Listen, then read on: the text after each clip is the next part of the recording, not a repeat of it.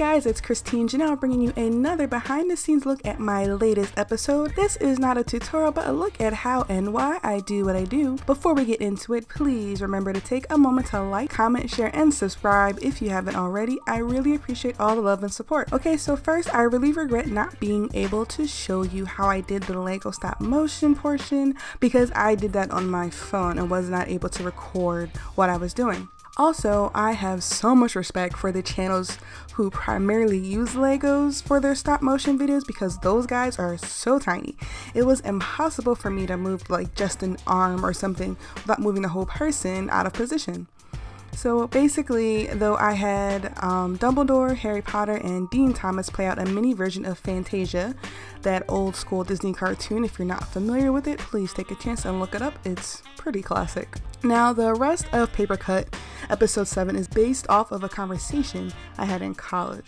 When this happened, it made me feel really small.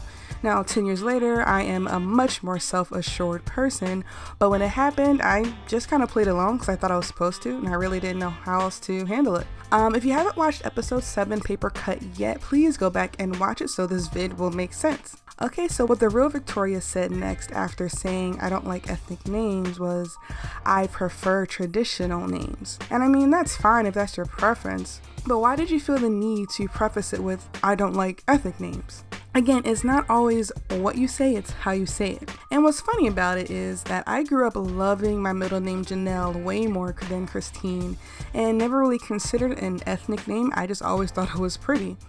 So even though I felt extremely uncomfortable in the situation, it was obvious to me that she wasn't trying to be malicious, and I did consider her my friend, so I didn't want to make a big deal out of it.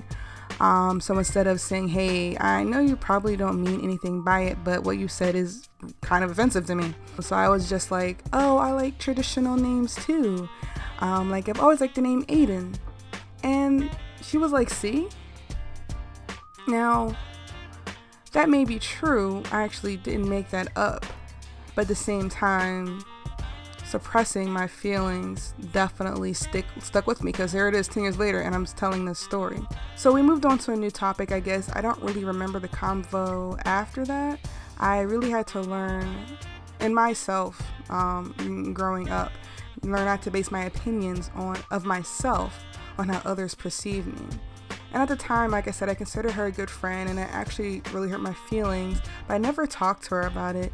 And I honestly don't think she even remembered that happening today. For her, it must have been just, another normal, unremarkable day. And a lot of people wouldn't have been really bothered by this. And if it had been someone else, maybe I wouldn't have been bothered by it either. However, as someone who is already dealing with self-esteem issues, someone who never really feels white enough for her white friends, or never felt black enough for her black friends, yeah, it affected me. Obviously, it stuck with me. So one other thing I wanted to say is that while I was researching, looking into, the background of this story, I came across a word called microaggressions. And while that description fits what happened here, I purposely didn't use the word because the internet absolutely hates the word microaggressions. I'm macro annoyed at microaggressions. I don't know, there was a video that came out with it that really kind of hurt the cause more than actually helping it.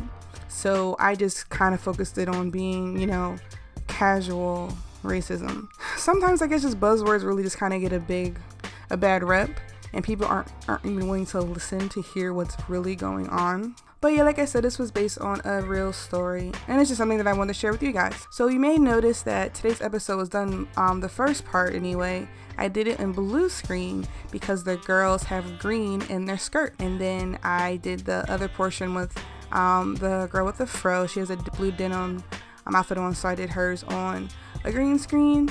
And then I took a screenshot from the other two girls talking and imposed it on that picture of the laptop. I did the same thing with the Lego stop motion, how I got them on the TV. I just did a screenshot of Dumbledore and put that up there. I had considered using a moving video, but it didn't really seem to fit. Well, it could have fit, but I didn't want to replay it because all I had was about 40 seconds of video. And if you remember in the episode, Emily does say that it was 197 pictures, and that was true. It took me 197 pictures to get that 40 seconds of the Harry Potter Lego stop motion. So I just want to thank you guys for hanging out with me today and our behind the scenes look at my latest episode. Don't forget, a new episode will be out next Saturday night. As always, love, peace, and unity. Bye.